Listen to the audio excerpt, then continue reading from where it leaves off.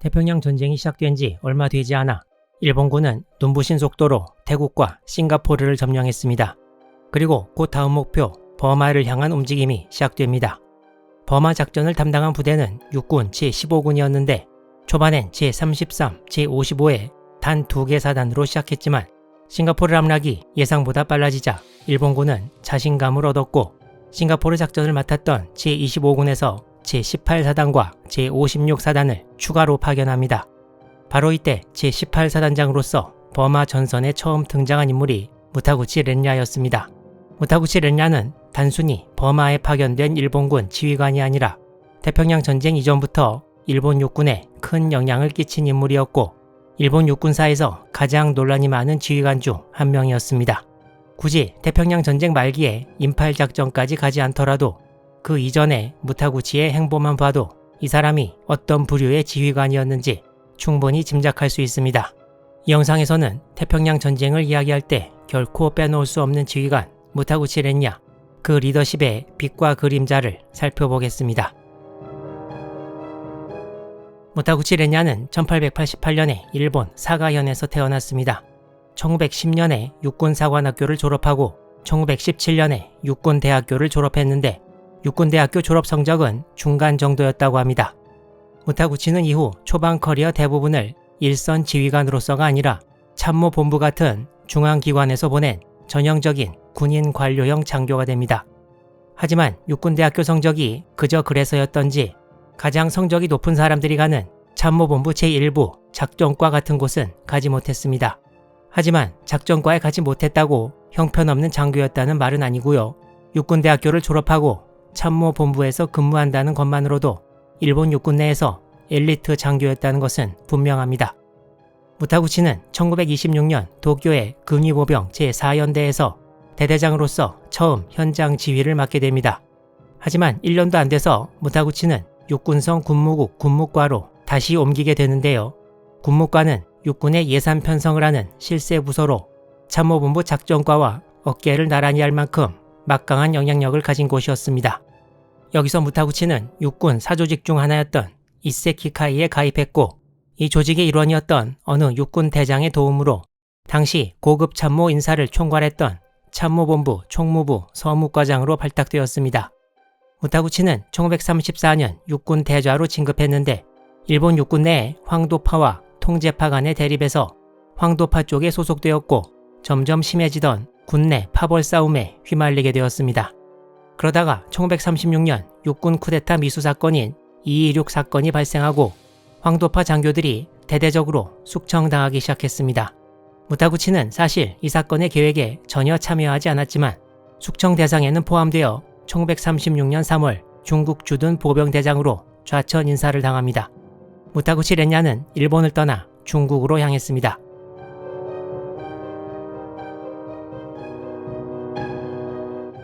무타구치는 북경 근처에 주둔한 보병 제1연대의 연대장이 되는데요.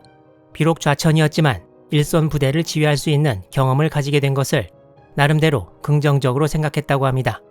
무타구치는 휘하 장교 및 병사들과의 관계를 돈독히 하는데 신경을 많이 썼는데요. 무타구치가 연대장일 때 다음과 같은 일화가 있었다고 합니다. 무타구치가 어느 중대장을 질책했는데 이게 오해로 인한 것임이 밝혀지자 직접 중대장의 숙소로 찾아가서 사과를 했고 그 중대장은 일본군 창설 이래 장교가 10만 명이 넘었을 텐데 부하의 숙소까지 찾아와 잘못을 사과한 것은 무타구치 연대장밖에 없었을 것이라며 매우 감동했다고 합니다.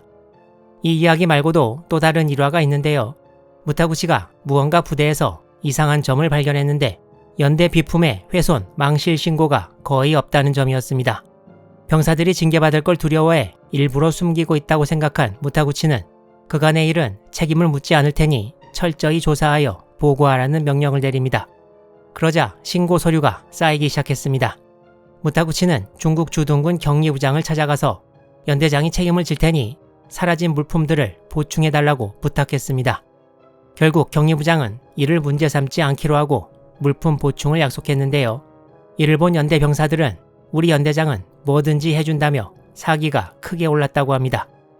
이 두 가지 일화에 숨겨진 무타구치 리더십의 본질은 무엇이었을까요? 일본 육군의 규율 체계에서 연대장과 중대장은 절대적인 상하 관계입니다. 당시 일본군의 경직된 문화를 생각하면 무타구치의 접근은 상당히 진보적이었습니다. 대부분의 지휘관들이 권위주의적이고 가혹했던 시대에 부하들과 소통하려 했다는 점 자체는 긍정적으로 평가할 수 있습니다. 또한 비품 망실 사건에 대한 무타구치의 조치는 병사들의 사기를 즉각적으로 끌어올리는데 탁월한 효과를 발휘했습니다. 부하들은 무타구치에게 인간적인 충성심을 느끼고 연대 분위기는 크게 밝아졌습니다. 하지만 이 감동적인 미담들을 모아보면 무타구치 리더십의 위험한 본질이 드러나기 시작합니다. 무타구치의 리더십은 문제를 시스템적으로 해결하는 대신 개인의 권위에 의존해 해결하는 스타일이었습니다. 하급자 숙소 방문 사과는 인간적으로는 감동적이지만 이는 군 조직의 특성상 지휘관의 공적인 권위를 흔들 수 있는 위험한 행동이었습니다. 무타구치의 부대는 신고서가 엄청나게 쌓일 정도로 비품 망실을 숨기고 있었는데 문제의 원인을 분석하고 재발을 막기보다 무타구치는 상급자인 내가 책임지고 해결하면 된다는 태도를 취했습니다. 내가 책임지고 해결하면 된다. 이 말은 멋있게 들리지만 결국 문제를 근본적으로 덮어버리는 결과를 낳았습니다. 특히 자신이 직접 당사자를 찾아가서 해결하는 방식은 연대장이라는 자신의 지위를 이용한 무언의 압박으로도 해석될 수 있었습니다. 무타구치의 이런 행동은 의도와 무관하게 상대방에게 선택의 여지를 주지 않습니다. 결국 군조직 내에서 건강한 문제 제기도 어려운 분위기가 점점 만들어졌습니다. 이렇게 무타구치의 리더십은 감정적 유대와 규율 및 절차 사이에서 늘 미묘한 긴장을 안고 있었습니다. 이런 방식의 문제 해결이 반복되면서 내가 하면 된다는 자기 확신은 커지고 현실 감각은 점점 흐려지게 되었습니다. 그리고 이런 독선의 씨앗은 태평양 전쟁에서 수많은 병사들의 목숨을 앗아가는 비극으로 되돌아오게 됩니다.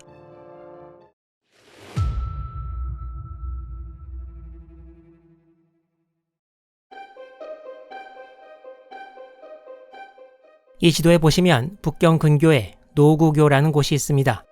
1937년 7월 7일 밤 이곳에서 일본군과 중국군 사이에 훈련 중 총격 사건이 발생합니다.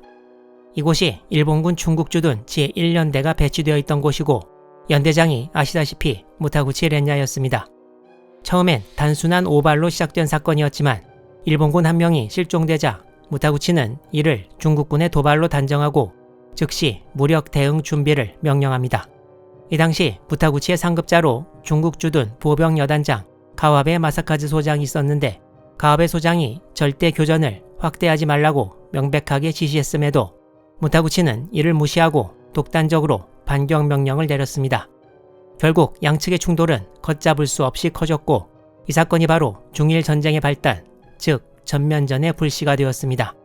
당시 기록으로는 전투 개시를 전해 들은 가와베 소장이 황급히 사령부로 달려왔지만 한마디 말도 하지 않은 채 이를 저지른 무타구치를 노려보았다고 합니다. 당시 가와베는 명령 개통의 혼선을 막기 위해 무타구치의 명령 위반을 묵인할 수밖에 없는 상황이었다고 합니다. 이건 이전 케이스들과 좀 다른 면이 있는데요. 중대장 방문 사과나 비품 망실 사건에서는 무타구치가 상관이었지만 지금은 무타구치가 하급자인 상황입니다. 이미 보았던 무타구치의 독성과 자기 확신이 이제는 자기 부대 안에서뿐만 아니라 상관의 명령도 무시하면서 군사적 행동으로 표출되기 시작한 것입니다. 무타구치는 이후 자신이 중일 전쟁의 발단이 되었다고 인정하며 자신의 부대로 인도에 진격해서 그 빚을 갚겠다는 말을 했다고 합니다. 무타구치는 노구교 사건으로 어떠한 징계도 받지 않았고 일본 언론에서는 무타구치를 노구교의 용장으로 칭송했습니다. 무타구치는 이듬해인 1938년에 육군소장으로 1940년에는 중장으로 진급합니다. 다시 육군 중앙으로 복귀하기를 원하던 무타구치는 1939년 12월 인맥의 도움으로 도쿄의 육군 예과 사관학교장으로 임명됩니다.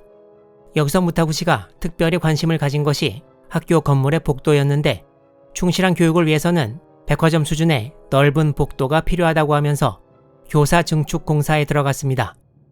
예산이 한정되어 있어서 무타구치는 직접 건물 신축에 쓰일 나무를 구하기로 했는데 좋은 삼나무를 치바현 나라시노에서 발견하고 이를 이용하기로 합니다. 그렇지만 그곳의 삼나무는 메이지 덴노의 매사냥을 위해 식재된 유서 깊은 것이었고 무타구치가 벌목을 진행하려고 하자 당시 그곳에 주둔하던 제1사단장 요코야마 이사무 중장이 이에 항의합니다. 하지만 무타구치는 과거에 했던 대로 요코야마를 직접 찾아가 설득했고 결국 동의를 얻어 벌목을 시작하게 됩니다. 무타구치는 이후 육군 예과사관학교가 세계에서 가장 큰 규모의 강당을 가지게 되었다고 자랑했다고 합니다. 이 사건에서도 무타구치의 인물상을 엿볼 수 있습니다.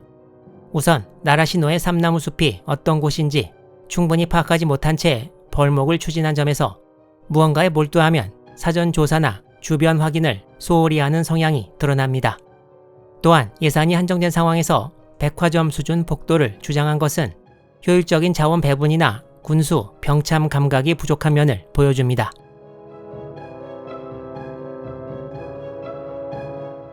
노구교의 영장을 본국에 놔둘 수 없었던 일본군은 무타구치를 일본군 내에서 정예로 평가받던 18사단의 지휘를 맡겨 남방으로 보냅니다. 18사단은 싱가포르 점령 후 버마로 오게 되는데요.